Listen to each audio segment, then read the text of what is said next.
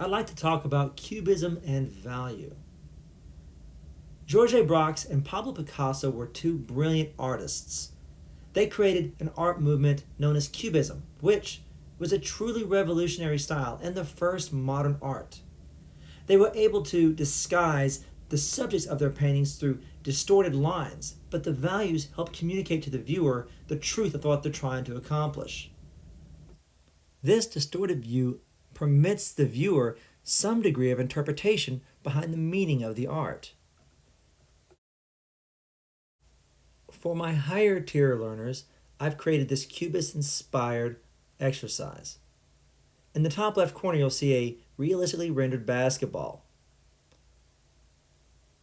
In real life, if light was to be cast on this sphere, there would be a darker shadow or less light at the bottom.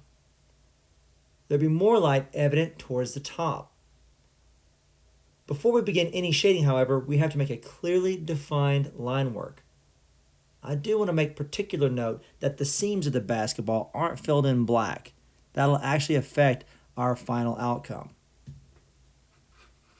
Next, I've applied a spiral pattern or motif to the surface of the drawing.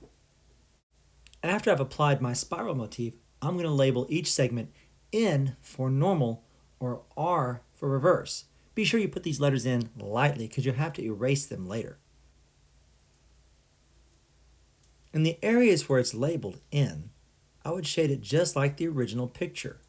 If it's dark on the bottom in a normal segment or light in a normal segment, I would shade it just like reality.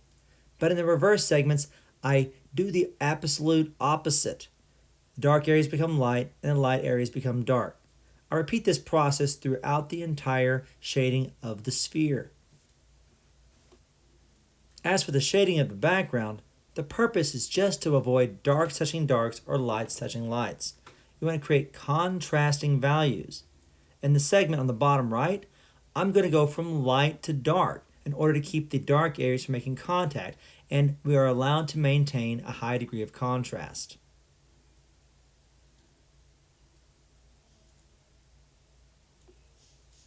Your final version will have 5 shades of value in each segment, from light to dark or dark to light.